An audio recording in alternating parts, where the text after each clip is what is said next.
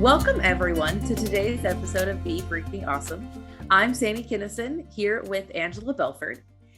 Today, we're kind of going to be talking about decisions and kind of reflecting on some specific decisions that have happened over the past little while and talking about some approaches and how we think about making decisions and different things like that.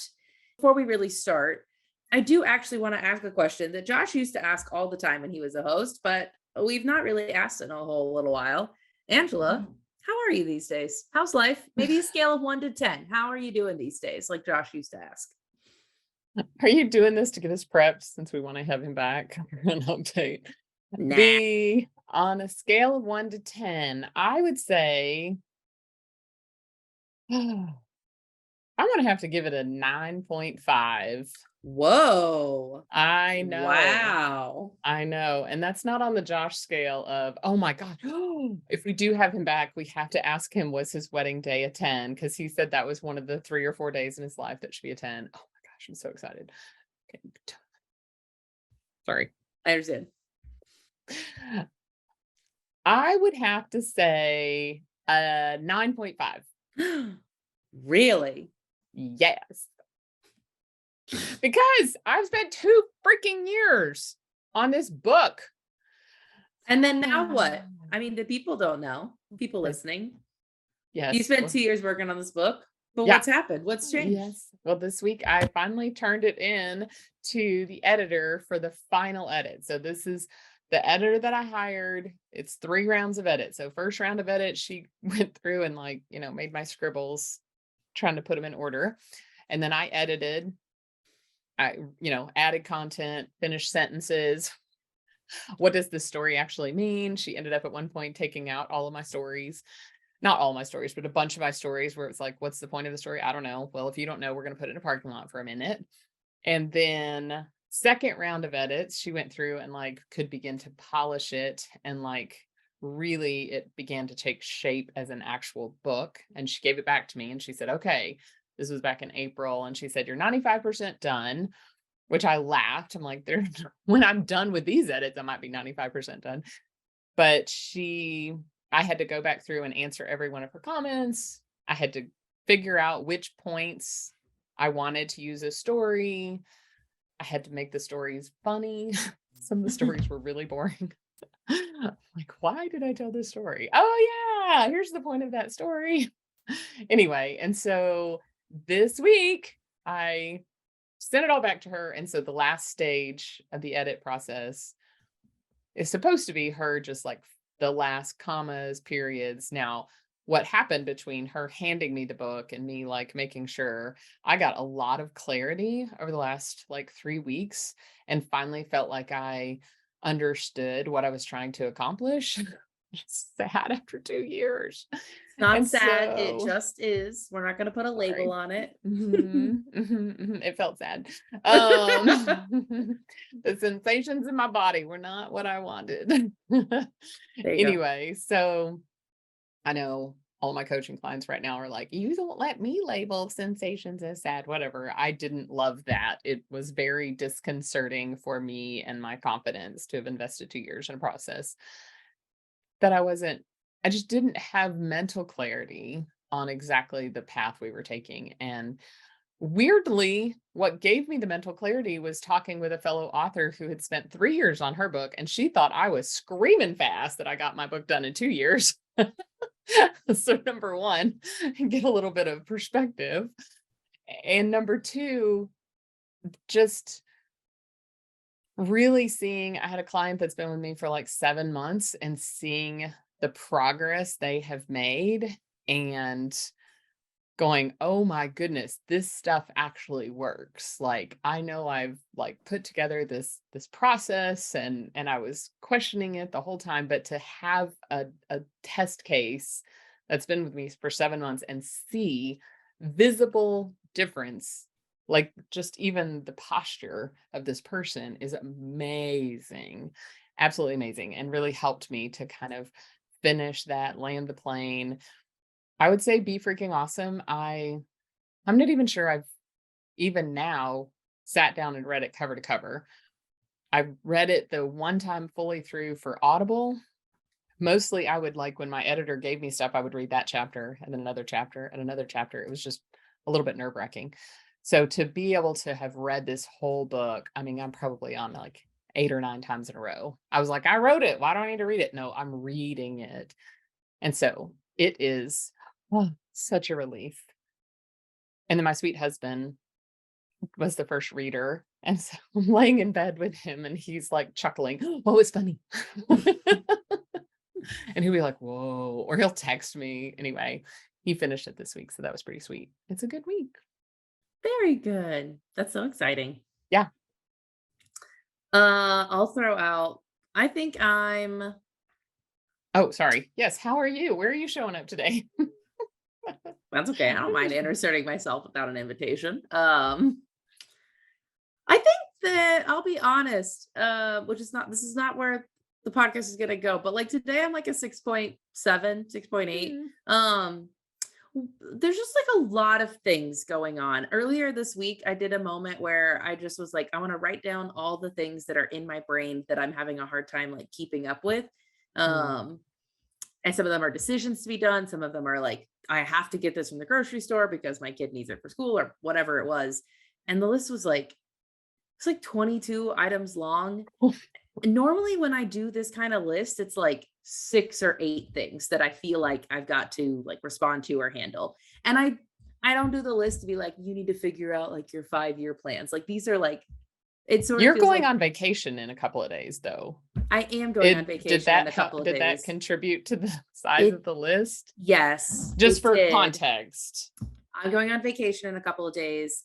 My son is turning 1 year old in a week. By the time you guys hear this podcast, he will already be 1. And there's like some travel things coming up this summer. My husband's work has been really busy. There's just a lot of things that have happened. And so I'm like having a hard time engaging in good rest because I feel the pressing needs of things that I need to get accomplished before I leave on vacation. But then also like some of the problems are frustrating. They're not just like, oh, go set aside time to do this thing. It's a little bit more like, like, okay, go solve this problem that's like kind of a lot to solve and like not just real easy to solve. So I'm a 6.8-ish. I will improve. I'm not concerned about it, but I'm going to be honest with where I'm at this week and that's fine. And I think it's probably a little bit of a biased 6.8. Like if I was reflecting back on this time, I'll be like, it actually was a little bit better than that. I'm kind of excited about, I think one of those frustrating things is a work project. And I'm kind of excited that you're going on vacation because I think that making somebody else handing that project off for a week will feel a lot more affirming, and B, it's a little more, it might not be 1000% bullseye on your skill set. Like you No, can do it. It's certainly not anywhere near a bullseye of things that bring you joy. nope, And not at sometimes all. work is like that. And also, I'll be honest, my boss has been like really pressing me, like, you got to delegate some of these things. And it's like when you don't understand it well enough to teach it, it's hard to teach it. Mm-hmm. And so now, so that, I mean, I'm the boss probably, she's talking about, by the way, in case those of you yes, that are new to the podcast. which is a good thing that I'm being pressed to delegate it. And it is also, it adds just a complication layer when it's Sure. like, no, I barely understand things on my own. I don't understand it well enough to teach it to somebody else. Yep. So not only then is my task list this week, like get it to a point where it can be delegated, learn it enough that you can teach it, do that in time to teach it to someone before you leave for vacation. So it's just complicated. Which is again why I'm gonna push you to go like, oh good. And your 2 bosses do have a little more experience and we're gonna just wrestle it from your hands because you're leaving. So it'll be good. We'll stop. In my head, I have a boss and a coworker, but like, so sorry about that, Dad. I love you. I know you listen to these, but you are like my coworker sometimes. So like, he's like, senior coworker. True story. True story. True story.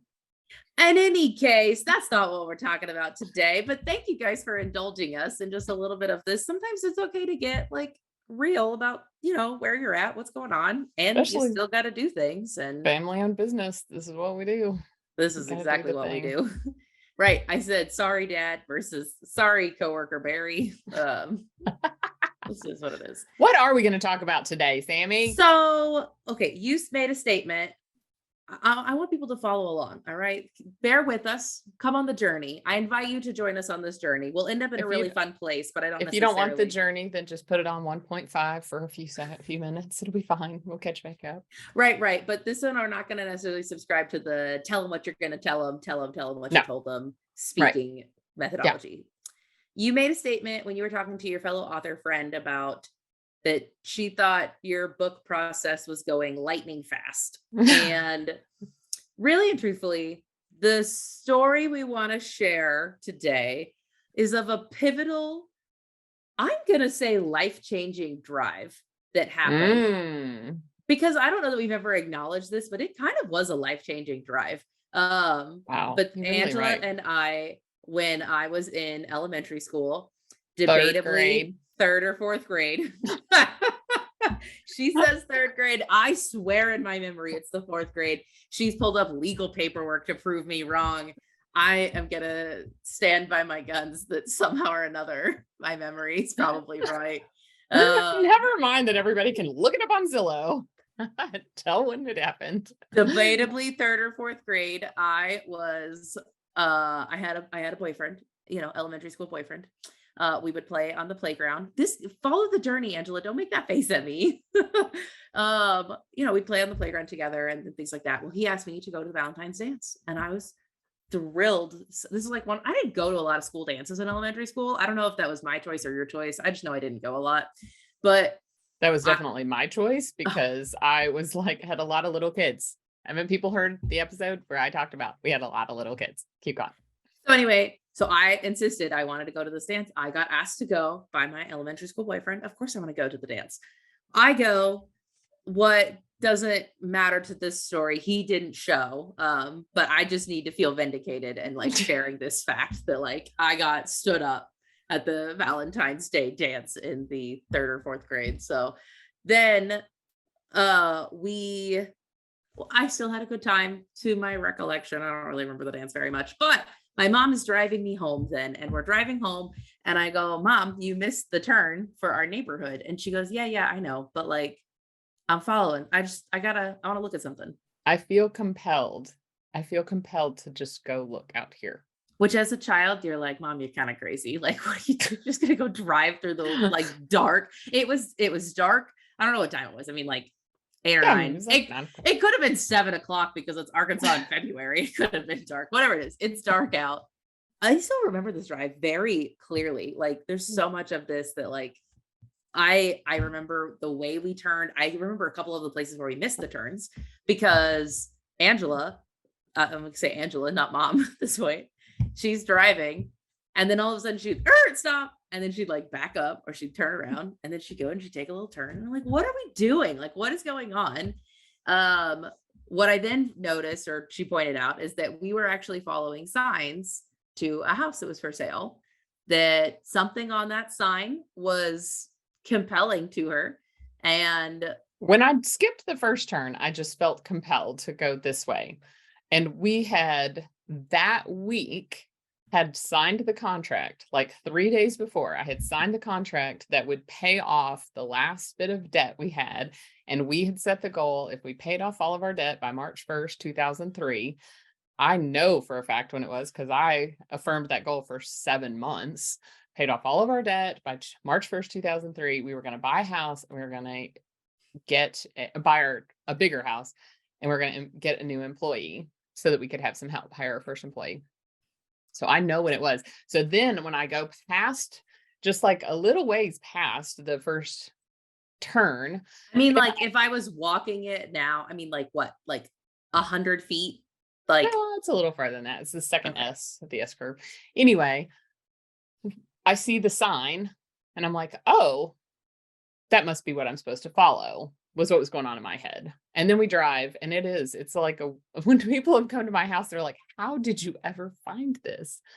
And so just kept doing that. I think it was 4 turns that we had to do. And The first one, I think we did go past it, and then it was like when the lights hit the sign, I stopped, and it's like a pretty busy road, but not on a Friday night. And I back up in the middle of the road and I go, and every turn I would go too far and I would back up and we would turn. Keep going. Oh, you keep going because you remember it better for sure than I do. Well, so anyway, by the last turn, we were about to turn on what is now our street, Mays Drive. Sammy says, Mom, if you don't know where you're going, you should maybe slow down. And I was like, nope, never. Not, oh, wise one, Sammy. What insightful advice. No. Not 10-year-old Sammy, you're so wise. 9-year-old Sammy, you're so wise. No, that's dumb. Well, so then to tell the ending of this life-changing drive, Angela pulls around the little cul-de-sac. She gets out, she pulls out a flyer from the flyer. Back in the day, for people who don't know, when you bought a house, you didn't have Zillow to like go look on. Even like when the internet was like around, Zillow and all those things did not happen. That is not how you went home buying and shopping. You would pull a little flyer out. It would like be a little tube, and that would tell you the information. Yeah. I mean, not everybody had the flyer tube, but price reduced pool. And I had already told my husband, we are not going to get a basement. This is Northwest Arkansas. You know what's under the grass is bedrock. We're not going to have a pool. That's just dumb. Under the grass is bedrock. And we had made a list of everything we wanted in the house. And this list was the second time we'd made a list. So we'd made a list when we moved out of our apartment, and there were things that we wanted in that house that I would say, Barry, that's unrealistic. That's our 10-year house. That's our 10-year house. That's our 10-year house. Thinking we were going to live in our first house for 10 years before we did this, or before we moved. And what's crazy is that we moved into this house. This would have been right before our 9th anniversary. And I'm like, whoa. So when I pulled the flyer out, it was like reading our list. It was absolutely insane. And as soon as I read it, I was like, oh my goodness. And I looked at Sammy and I said, do not tell your dad. And she's like, why not? I didn't know we were moving. I'm like, do you want to know how many houses we looked at before we bought our first house? Yeah. I looked at 2. One, they were side by side, and we bought one of them. And I took I was a lease with the option to buy, and it was a buddy of mine. It was my friend's cousin. And he goes, here's the key. And I go, I don't have the money for a deposit. I haven't talked to my husband. He goes, here's the key. And so I show up at my husband's work back in 1997 with a key that says, found a house. And so then when I pull up to this one, I don't think I knew that about the first house, actually. This is the first time I'm hearing that. You have a pattern, Angela, because wasn't there another time where you like drove up to your own home? We're like, Barry, I bought a car. Like, you sort of keep just like, I think I did that with the car. I'm sure we'll come up with what the other thing was, but I don't do it unless we've made a list and we've agreed these are the parameters. And then when my law of attraction pays off and works out, then yes, within like 3 days. Legit. Well, no, we had been looking at that list for the whole time we'd been working on paying off our debt. Okay. Yeah. Anyway, and so we had been looking at that list of what we wanted in a house for the whole time we were working on paying off our debt. Like that was what motivated me. That's what drove me to do this. And so I waited till the kids went to bed that night, and I go to Barry and I said, look what I found. And he goes, you went house shopping without me? I thought you were going to pick up the kids from dance. When did you do this? I'm so sorry. I just felt compelled. And then back in the day, we had a newspaper 2 days later. So that was Friday night. Sunday, we opened the newspaper and there is the house, and they're having an open house. And we show up to the open house and the realtor goes, you know, this house has been on the market since August, but this is the first open house I've ever had for it.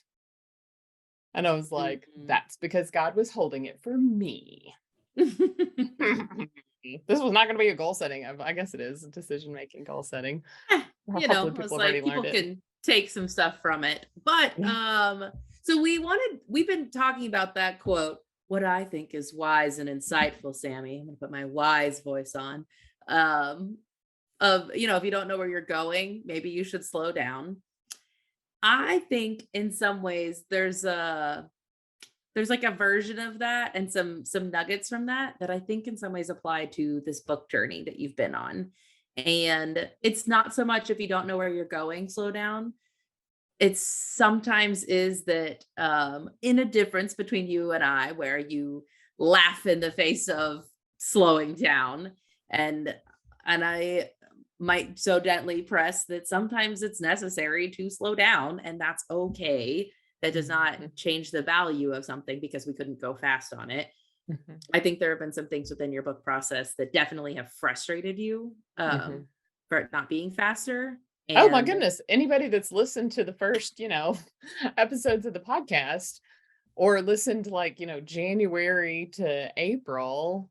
Oh yeah, pretty much. And then all summer last year in 2022, I was ready for an October 2022 launch.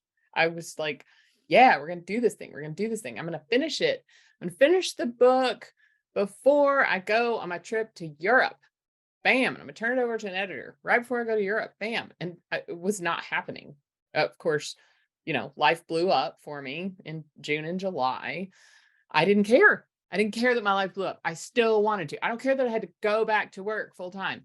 I didn't care. I wanted to get my thing done. I had a goal I wanted to do.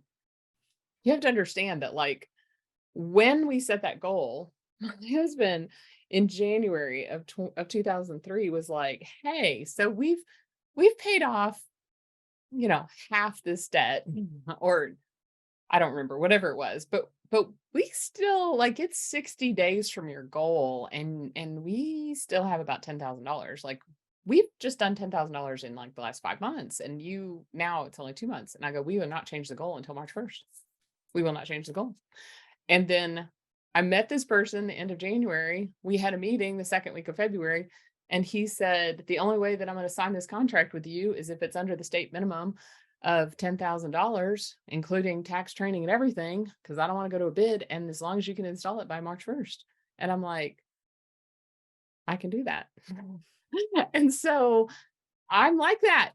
Like, we don't change the goal until the time. And even when I had people that were like, wait a minute, let me get this straight. You're writing a book that has a travel theme, and you think you should stop writing before you go on 19-day trip to Europe. That doesn't even make any sense. What if you learn new things? I'm like, I'm done learning new things. That'll be the next book. Like, I'm not even kidding. I was a mess. I was so mad. Now what's so ironic is that chapter 11, the final chapter, the closing chapter, is the story of me in Barcelona on the way home from that 19-day trip. It's like, I gotta put it in there since I did that. So anyway, yeah, I've been really frustrated with the whole process. And my wise, now not 10-year-old anymore, oh yes, so daughter, wise. That's so me. wise, she has said, but mom, it's going to be so much better than it would have been in October 2022, because since then I've hired a phenomenal editor who's really helped me a lot. I have a client that has gone through 7-month process and proven that this is actually working. Well, and just to me, sometimes even like slightly humorous. I definitely remember getting a phone call. When you say you have a phenomenal editor, I remember getting a phone call. What the crap is she doing? This is the worst person. I hate her. She's so bad. Blah, blah, blah. I don't know. I don't remember what all you said. Like, it just was, this is awful. Clearly the process has ended well. If now you're like, oh my gosh, phenomenal. This was so helpful. The messy middle. Sometimes we talk about it's messy, where it's like, oh dang it, like all of Well, the yeah, because I angst was in the middle. I had so no clarity. I mean, it's like I was wandering through a dark, dark forest through thick, thick fog with the tiniest little flashlight to to my friend who I said that So has taken dramatic. 3 years, she said I don't that mean to make fun of you, but so dramatic. but Dark forest, thick she's the one fog. that said, like, I still have a mile to go, and I'm shaking my flashlight, hoping the battery holds out. And I'm like, yes, yes, that is Yeah, what the it question feels is, what like. kind of flashlight? Do you feel like you have like a mag light? Do you feel like you have Mhm. like a little Yeah, one? Do you feel like you have little like a one. keychain one that you might pick up at a networking event with someone's logo on it? Like that Stop it. kind? I don't know. Anyway, it just felt so dark, and so my editor, when I was in that state of mind, was like, "Hey, this doesn't go here. Move it down. This needs to be moved up. What point are you trying to make?" And I'm like, by about the seventh one of those, I was like, "I don't know. I thought you were gonna help me get this organized. I have no idea." Like, and I just like lost my mind.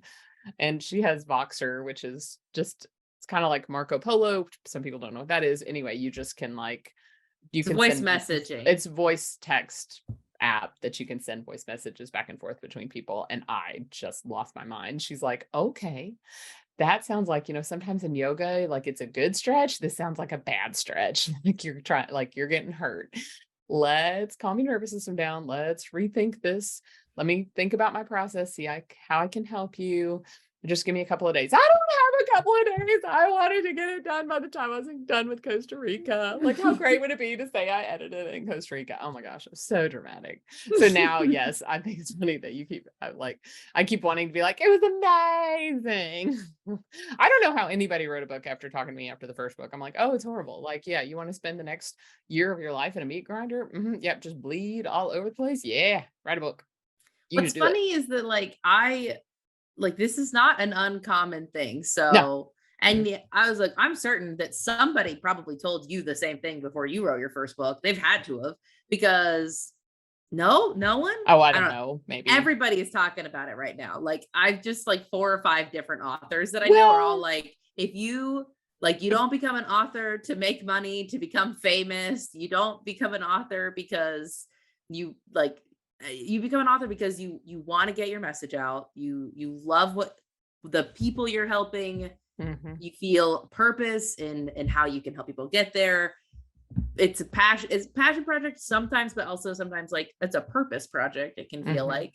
mhm. um But in 2016, not nobody. The people that were in my field of vision, yeah, I don't think we were as open in 2016 with hard things when sure. I was, I mean, I wrote the first version. I wrote a book. Josh has teased me on the podcast before that I've thrown away a whole manuscript, which is not true entirely. um It was the actual memoir. So when people call these my memoirs, I'm like, no, there's a worse version of it, but word vomited out. It was literally called The Big Ugly First Draft. Um, anyway. so when we think about, just I don't know, sometimes the frustration in the process, it's kind of decisions, but it's also kind of like once you've made the decision, the journey.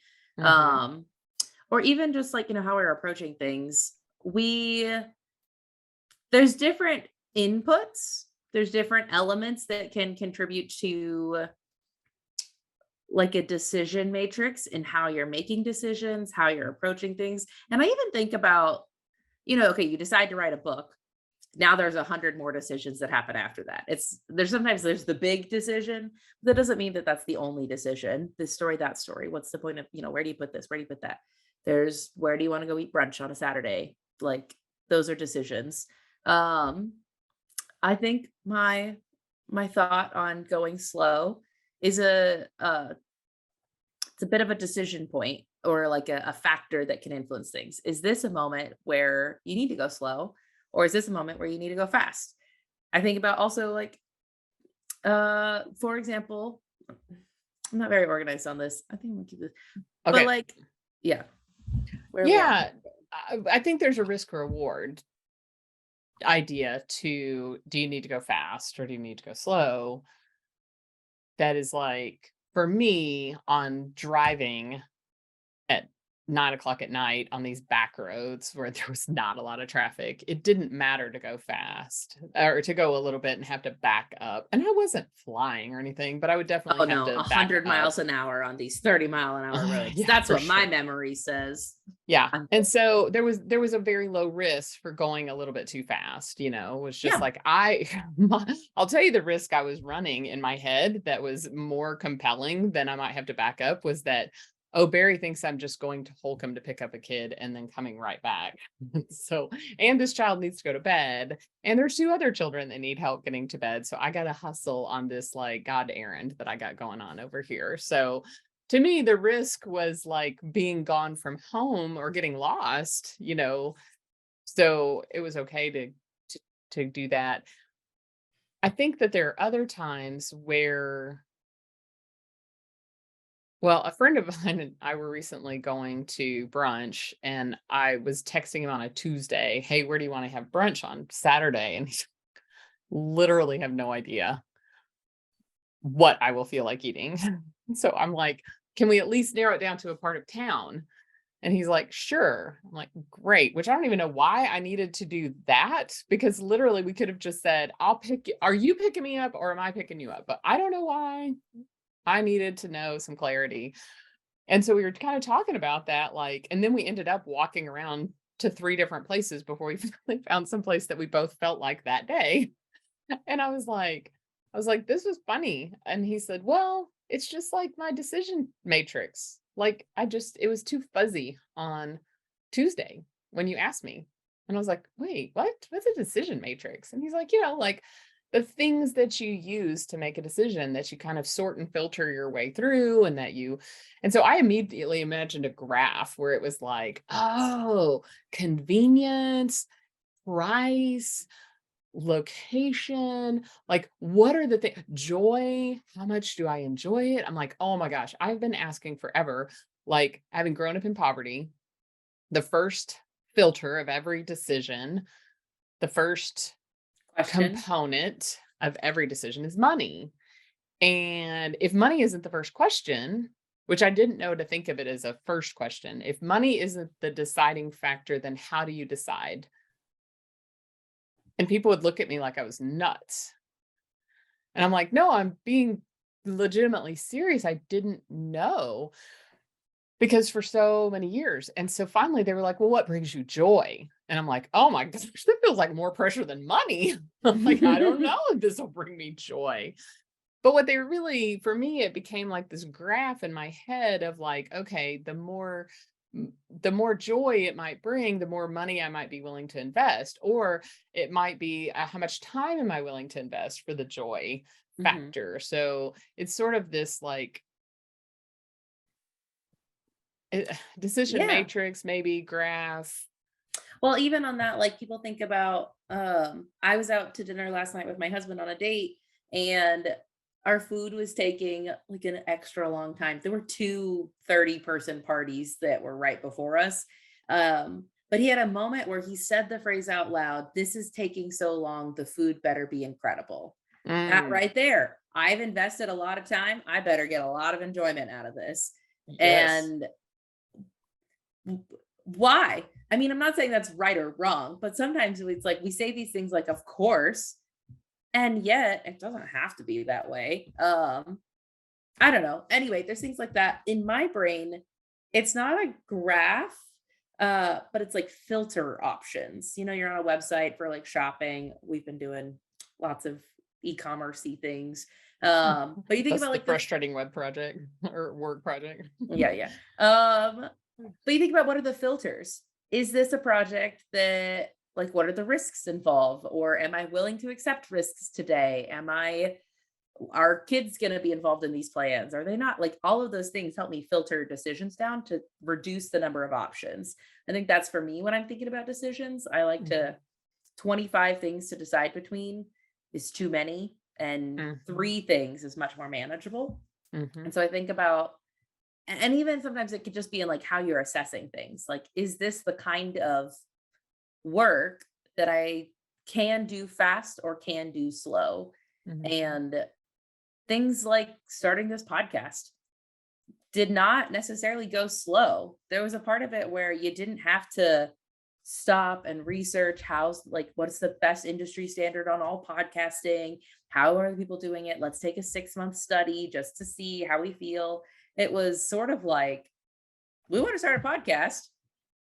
And a short bit later, the podcast was started. Like, I mean, there was some research, but I like, was just gonna say, I definitely read an article. Josh and I did some research on what the best microphone was because we knew if we had an annoying amount of background noise that and it wasn't good sound quality. Now, I have sound quality nerd friends that realize that we record this on Zoom and that's where we get the audio, and they just are, I don't even know that some of them have even listened to the podcast ever because oh, how the horror that you would possibly not have a professional equipment in a professional room in a ba ba ba ba ba ba ba ba ba. And I'm just like, no, on that you don't have to. You can figure it out. Our first 50 episodes, we only did audio. And then we figured out, okay, now we've figured out a lot of things. We figured out how to plan out content. We are delivering value to people. Now we'll add the video side of it because yeah, it turns out that YouTube is the second largest search engine and a very large place for people to consume podcast content. And we learned that by talking to our friends that listen to podcasts. And we're like, oh, you're not on YouTube? And we're like, really? I mean, we probably had 6 or yeah. 7 people that told us, no, I only listen to podcasts on YouTube. So we're like, great, well, now we're going to add that. And so, I mean, I guess that they would say you went fast Right. because you didn't have to perfect everything. We didn't have to make everything super, super clean, perfect, all figured out before we started. I And think that, our first episode is the number one listened to. Well, it's number 2 now, but because everybody goes, "Oh, what's this about?" And I'm like, "Oh, golly! If I would have known that was going to be our most listened to episode, 75 episodes in, I would have been like, oh man, we probably should have tried a little harder." I wonder what would happen if you go re-record that and be like, this is the new episode 0. We're gonna slide it in. Just give you a That's different hilarious. anyway. But anyway, in thinking about how we're approaching things, how we're thinking about decisions, how we're thinking about the journey, sometimes it's okay to go fast and sometimes it's okay to go slow. And when you're frustrated that something is not going as fast as you want, sometimes there's a purpose behind that. We also recently talked about this idea of resistance, and that if Mm. something is not, if it's worthwhile, of course there's resistance. Of course it's going to be hard. Like, it it's not that it should be hard, but it makes obvious sense that the things that are really, really important, you're gonna have to really push through to get to the other side. And I think you've done an incredible job of that. I Well, know you're thank not all the you. way done, but I think that like this phase, you've done a really good job pushing through that resistance. Well, thank you. What I would say is that I balance between things that are worthwhile or sometimes hard. And Susie Moore has a big light up sign behind her that whenever you see her anywhere on a Zoom or whatever, it says, let it be easy. And so there is an element to which I want it to flow. I want to be in flow. I want it to be easy. And that can be my desire and my intention, and trying to embrace and accept and allow that sometimes it's hard. And that doesn't make it wrong. That doesn't make it bad. That doesn't mean that you're not on the right path. That doesn't mean that maybe you should quit. It just means that sometimes, especially creating something out of nothing, is not necessarily going to be easy. It's like people tell me all the time, of course, writing a book is hard. If it wasn't, everyone would do it. And I'm like, oh, yeah, yeah, you're right. Everyone would do. Okay.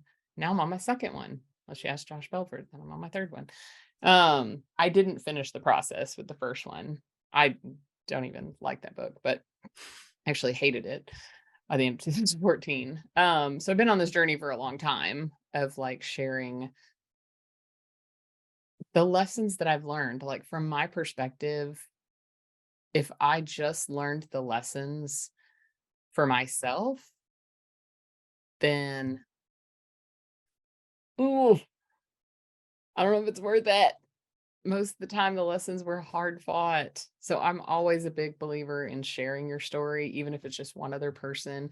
You know, there's plenty of people, a lot of them either now or used to have a last name Belford or are married to somebody who had a last name Belford. And they're all grateful that I've done the hard work and that I'm a much healthier version of myself for sure. So that's my children and now my children's children or my child's children. Anyway, so they're glad that I did and if that's all that happens, then maybe that's enough. But for me, I just want to be able to I'm so passionate about freedom. And so I just want to be able to share, let me show you the way through the forest so that you can not necessarily that part of the forest. I have mapped it out. I have built a trail. I can help you navigate through it. You're going to find another part of the dark forest by yourself because we all have to go through the pain or the dark forest of pain and fear. But that part of the forest, I've navigated it. And if I can show somebody else the way and they have fewer skint knees and a fewer scratches from the branches because I was able to machete my way through that forest for them, then that is rewarding. And that makes it worthwhile. So here's where I think in this episode, I want to transition us to sort of looking forward. Mhm. And what are ways that people can help with this process? Because your book is over to the editor, which means soon in the scheme of things, people can be holding a book in their hands. Do Well, you want to talk about what's next? yeah, I do. A couple things. Number one, I want to tell you that the way I'm thinking about the journey that I've been on is a little bit like a triathlon. So in 2016, I did a 5K every single month, really to just get over the mental barriers that I could run 3.2 miles. Anyway, paid money so that I could prove to myself I could do it. Anyway, because of that, and I did one duathlon where it was like a run and a bike. So the way I'm thinking about this is like I love to walk. That's why I always thought I could always do this 5K because I could, worst case, I know I can walk 3 miles. So if I think about the writing portion, for me, it turns out that this ended up being a little bit like the walking portion of the marathon. And Triathlon. I'm sorry, of the triathlon. Yes, the walking portion of the triathlon. Sorry. Start again. For me, the writing was like the walking portion of the triathlon, not necessarily running, but because I just sat and listened, said, okay, Lord, what do you want? What do you want to give me?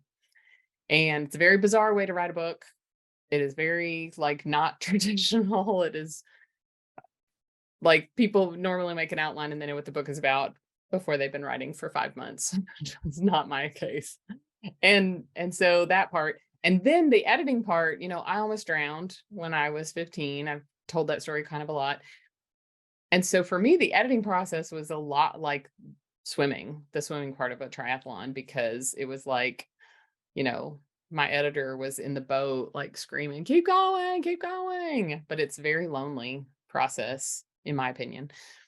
Now we get to go on to the launch process, which I'm a biker. Like I love biking. And so, yes, people will be able to help because I'm really proud of myself because after waiting for 2 years, 2 years and 2 months, if you want to be really specific, I am choosing to engage in a very traditional launch cycle that's about a 90-day process. And when I started this process 2 years ago, I went to Bob Goff's writing workshop in California, which was amazing.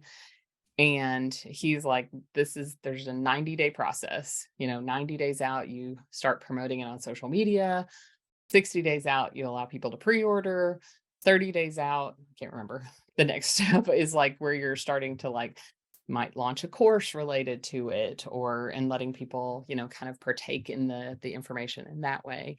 And so we are at the stage where we're making the list, because as this recording is being done, we've selected a publish date of August 28th. And so at the time of this, sorry, Isn't it the 29th? it is the 29th. Sorry. Yep. We are at the stage where we have selected our publish date of August 29th. And I feel like I was really intentional about that, because I'm also about to go to a 2-week trip to England, where I'm going to a wedding. And so we wanted to make sure that I could complete that 90-day cycle and also be able to enjoy myself in England. And so we're just coming up on that. By the time this podcast will be into that 90 days. So people can go and enroll to get updates when you go to angelabelford.com. If you download a copy of Be Freaking Awesome, you'll be able to get updates about the next stages of the cycle. Middle of June, we hope to be able to, anybody that has agreed to be kind of an advanced reader, we will have those folks. We've selected a dozen or so people that are going to read it in advance. And then July 1st, we'll start pre-orders. And so we're looking for launch team members, and to be a launch team member at the introductory level, and we're going to expound on this and on the website, you'll be able to learn more. But a launch team member is somebody that agrees to pre-order the book and to write a Amazon review. Write a review, because you could also do it on Goodreads if you don't want to do Amazon. But it will be, you agree to pre-order the book. So that'll be July 1st. And then we are working on kind of the next stages of, looks like we'll have a VIP for the launch team and some other perks and benefits for people that want to help out.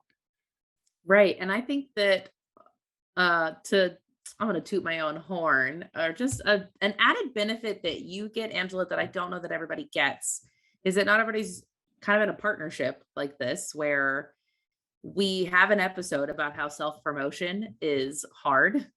And I find it very easy to promote my mom. And so at the times, if she's always like, well, maybe I should ask, maybe I shouldn't ask, whatever it might be, leave it to me. I'm going to be like, nope, I would love for every single person who listens to this podcast. I think you guys are, if you listen to more than one episode, like, you're doing it, you're rocking it out. Join the launch team, because there are even ways. Honestly, I would even argue that if finances are in the way of you pre-ordering the book, join the launch team anyway, because I think that you can still share on social media. You can still talk to friends. You can still help out and contribute. And honestly, I'm pretty darn sure if finances are the only reason that you wouldn't be able to help out on the launch team, send us an email. Let's talk. If you want to help and get this out there, and if you're excited about the content you've heard, if anything in this podcast has resonated with you ever, would really absolutely love for you to be there within that team. And when she says there's like a VIP level and different things like that, really is just, we're going to ask more and then we'll give more in return. So that's, yeah, we'll have various levels to be like, you don't have to give a lot. This small amount is super helpful. And by all means, we'll repay with this small amount. And then not with money, sorry, but with other things. And then, if you want to give more, then there's more. Anyway, so it's different levels like that. That's kind of what that will look like. Details to come when you join the group, the launch team. And we'll have an email sign up also on BeFreakingAwesome.com on this page, and then also probably on our homepage for people who want to join the launch team. So angelabelford.com or BeFreakingAwesome.com, B, the letter B, freakingawesome.com. Yeah. Because we're going to help Angela get this message out to the world, because it's really good. She took her time. It went from good to great, guys. Like, she took her time to make it that next level. So, well, and it's interesting because the shift that's happened for me in the last couple of weeks And it's funny because people will be like, there's no way Angela has trouble with self-promotion. She constantly is self-promoting. And I'm like, I believe strongly in the value that you will get. So the reason why I constantly tell people about our podcast is like, you will get so much value. And especially if somebody like has a specific problem, like, oh, we have an episode for that. Oh, we interviewed somebody for that. Like, I love to add value to people's lives. Tremendously love that. The second thing is that this book, I have already seen it give people freedom. And so I don't feel like, well, number one, I mean, God gave me the book.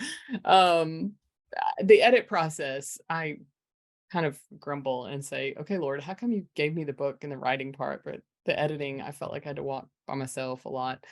Give me my editor. But I feel like, or I have seen people engage with this information and receive freedom. In some people, tiny little ways, and other people, huge ways. And so I have no problem. Right now, we're going to say, I'm not saying it won't change, but right now it feels so much different to say, buy my book. And it's like, no, you have got to get a hold of this because this is amazing. And I think it's because God gave me this information that will give people freedom from the crap in your head. And we've landed on a subtitle, actually. Sorry, not freedom from the crap in your head. Free yourself from the crap in your head. Because I don't take a moment though. Tell me the whole title and the whole subtitle. So this book is called Traveling Light, Free Yourself from the Crap in Your Head. By Angela Belford. Yeah. And so just the idea, like this last week, I will just snip it with people, the one concept of like, I was lamenting to somebody. I'm like, I work really hard to hold on to my remote control so that other people can't push my buttons. And she goes, wait, what? And I repeated it. And she goes, oh, what a great way to think about that. And then there was somebody else where I was like, trauma is a thing that happens that your brain can't make sense of. And so while adults don't think it's a big deal to not get invited to the sleepover in 6th grade, it's a really big deal. You can't make sense of that. So it impacts your whole worldview. And then you change your whole way of doing your life by this one thing. And they're like, whoa, that's really impactful. So there's just all these little snippets that I'm already seeing people like shift how they're looking at stuff. So I'm right now, I'm just going to celebrate because it does not feel like self-promotion. It feels like, it does. It feels like I got a trampoline. Come jump on my trampoline. I want you to come jump on my trampoline. Right? Like, when you have something that is just so fun and so good that you just cannot wait for people to embrace. It's real hard to like stay focused on the 90 days because I just can't wait. That's why I'm like, oh, advanced reader, oh, pre-orders. Because if you pre-order, you will also get an e-copy of the book in advance. So for those that can't wait. And when we say the finances, absolutely exactly what Sammy said, but also the book is going to cost like $15. So this is not going to be, even those people on the launch team, we're talking about a $15 book and then a review. So we are trying to make sure that it is not going to be something that would for many people. But somebody that it is a problem for, 1000% email us. I'm pumped. I'll be honest, I'm super excited. Feels like it's just going to be like, it's super fun summer with this. So yeah, we're starting to look at fall, like a book launch tour.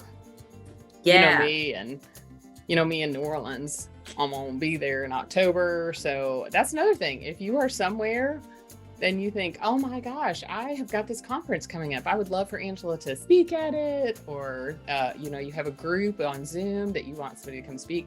I love all that stuff. Love, love, love it. So there'll be lots of ways to help. Yeah. If anybody wants to invite Angela and her content partner to like a like particularly somewhere in Europe or somewhere really warm or like a fun vacation spot, you should absolutely invite more than just Angela, but also her partner. And well, maybe we could do like a live podcast from somewhere. That's what we offer you if you want to invite us. Like I don't know, it could happen. I don't know that we're for sure offering that, but let's talk. Email us. We want to hear from you. That's what we say here. I'm just teasing. I'm going to invite myself to as many of these book tour things as I possibly can. For sure. Well, this has been a good episode. Who knows what we're going to name it, but I'm excited about it. And I really hope that you guys have taken something from it, that you guys have found some value. And if you are not already on our email list, sounds like you need to go get on it and go to our website, go to Angela's website. For now, we hope you guys go and be freaking awesome.